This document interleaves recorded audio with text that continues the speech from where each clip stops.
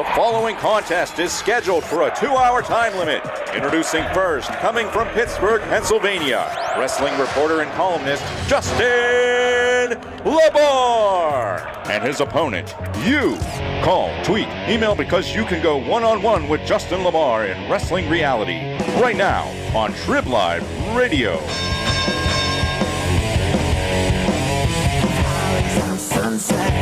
Well, they're finally here.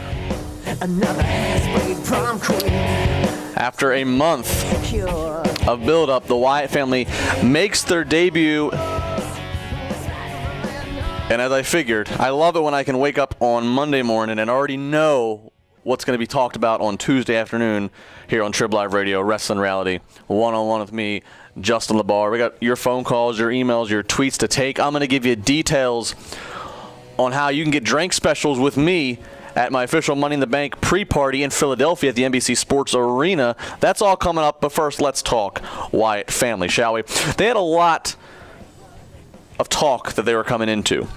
They had a month of promotion with the video vignettes, media coverage all over the place. You know, people like me talking about it, WWE blasting everywhere, USA Network's running commercials of it. Prominently placed in WWE programming, Raw last week ended with a Wyatt family video. All things considered, WWE made a lot of good choices with how they handled the Wyatt debut last night. They let it span a bulk of the show, but they didn't do it in an oversaturating process. They broke up these, vignettes of a WWE.com reporter, which was good. It kept people hyped and interested in the build. It also gives you a little bit more background on these characters in some regard. This is where they live. This is kind of the weird lifestyle they live in. It was done better and more in depth than the quick hit video promos that we've had. It was simple to follow. The debut was. It was nothing too crazy, but yet it wasn't too tame to where you felt that they had been oversold. It was a solid debut. I was worried about all the hype going into this. I was worried fans would be complaining that it was bad, it wasn't good enough. Well, fans didn't complain about that it was a bad debut.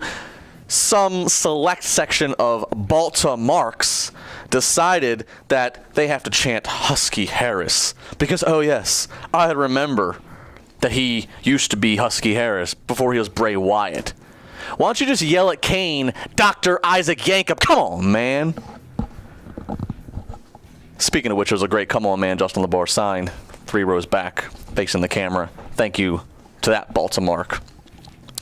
The fact is, when Goldberg chants happen to Ryback, or even when the Albert chants happen to Tensai, I can kind of deal with that, because the character was either presented wrong or just veered off the wrong place. I understand that fans are going to end up, chanting somebody else or some other character. But the fact is, I was hard-pressed to find one person who wasn't excited at all about the Wyatts debuting. The intrigue was there. The build was there. Everything was there. And to cap off the segment, these idiots are being counterproductive. These are the same people that want to be the ones to complain that WWE doesn't give us anything good. They don't do this. But yet, why can't you be so cool? Why can't you be so smart? Why can't you play along? Huh? Why can't you play along? Why can't you just boo or cheer? What makes you so damn special that you're in a crowd and you have to chant Husky Harris? And yes, I am bothered by this. I'm a little bit bothered by it because it is a very aggravating thing, because it's very aggravating. If it would have fell flat, wouldn't have cared as much. That would be the least of the problems. But it just highlights the idiocy and the annoyance of some wrestling fans. And I can't... But I'm not going to talk about it any bit more.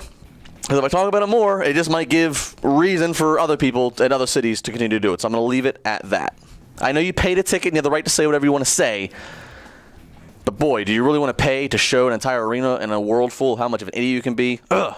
Nonetheless, Baltimore aside, the debut was all it needed to be. Impactful, memorable, simple, and open-ended. This could be the setup for the Wyatt family up against Kane and The Undertaker, the Brothers of Destruction at SummerSlam. Or it simply could have been one big Impact power play. It could have been Kane as a veteran who's a respected figure, and he got carried out on a stretcher courtesy of the Wyatts. Either way, I'm ready for more. What happens to Kane and Money in the Bank?